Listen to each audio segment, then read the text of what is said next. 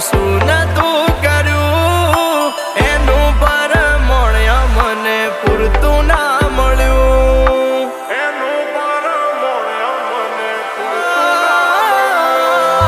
સવારે હોય માંગ્યું આજે હાજર કર્યું એના બદલે થોડું અમને ના મળ્યું.